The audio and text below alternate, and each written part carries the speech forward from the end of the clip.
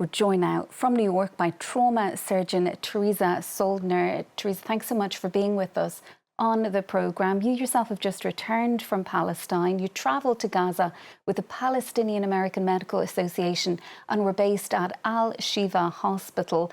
The humanitarian crisis in Gaza, it's largely, unfortunately, dropped from the headlines given the wider geopolitical context currently, but living conditions, as you can attest to, remain dire. Just talk to us a little bit about what life is like for people in Gaza now. I think one of the most shocking things arriving to Gaza is how much of the infrastructure has been damaged. As you mentioned, the statistic of 90% of buildings being damaged it's beyond incredible when you're standing in the midst of it and you can see how much has been destroyed. Folks are still living in tents which are pitched on top of the rubble, living their daily lives around these buildings that have fallen. There's no materials with which to try to rebuild stable shelter and such. Really, I think the daily life for those living there is still one where basic necessities can be hard to come by, and even if they may exist, it's very difficult to afford them. And as I say, you yourself were based at Shifa Hospital. Can you just talk to us a little bit about what inspired you or prompted you to take the move and travel to Gaza? We know that the UN Security Council is talking about all of this also this week. I think that as a member of humanity, watching the plight of Gaza has been so difficult to stand by and see the values that we uphold as international organizations of human rights and basic access to food, water, and healthcare. It's been difficult to stand by while these conditions persist.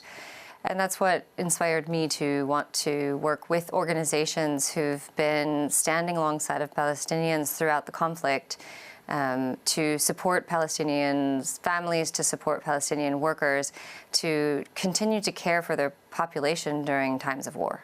And as we say, the war isn't over. There is a ceasefire that's been in place since last October, but Israeli attacks continue.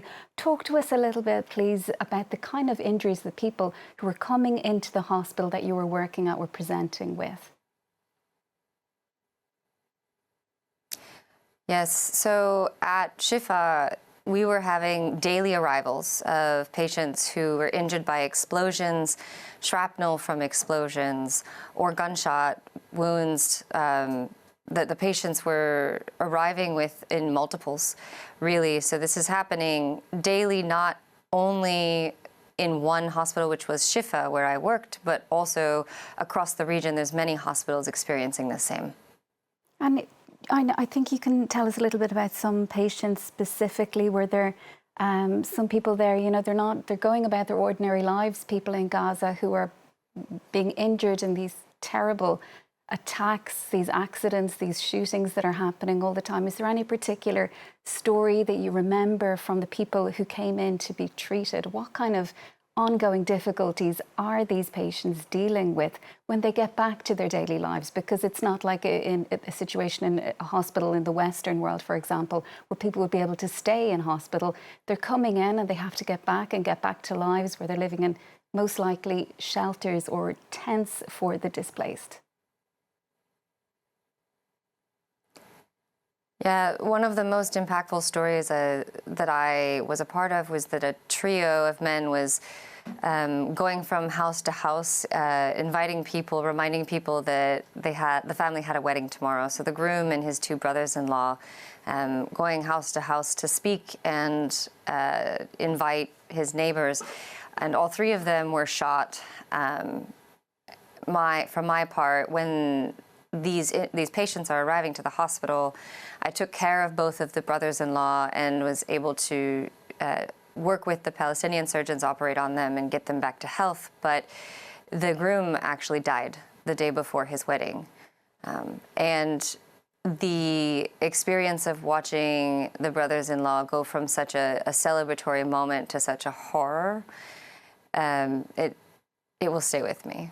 I think that additionally, when the patients are able to leave, they're going to, as you mentioned, tents that we know are overpopulated, not safely on stable ground. It's often on top of rubble or in buildings that are partially destroyed. The basic conditions of the majority of Palestinians in Gaza is not a place that you can heal. It is not a safe or sanitary place that I want to send my patients to after invasive surgeries. It's been really difficult to watch my colleagues who, and I was only there for 2 weeks. Imagine what my colleagues, the surgeons in Gaza, have experienced in 2 years of this conflict.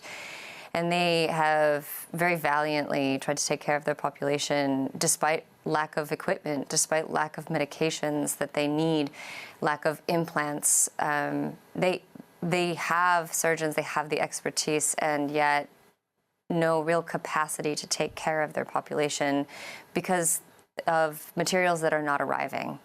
And when it comes to actually treating some of the over 40,000 people who've sustained life-altering conditions, where are things in terms of looking after them, in terms of rehabilitation services? Does that actually exist in Gaza right now? How overstretched is it?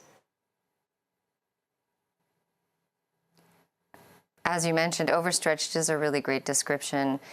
The healthcare professionals of Gaza are really well trained, and so amongst the displaced populations, you still have therapists and healthcare professionals, but the demand has been soaring, and it is impossible to keep up with.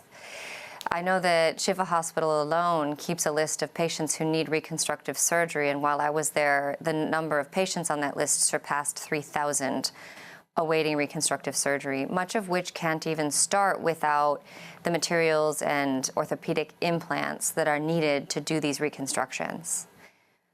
Very difficult situation, obviously, for people in Gaza, but also for medics like yourself who go there to try to help them. Teresa, thanks so much for being with us on the programme.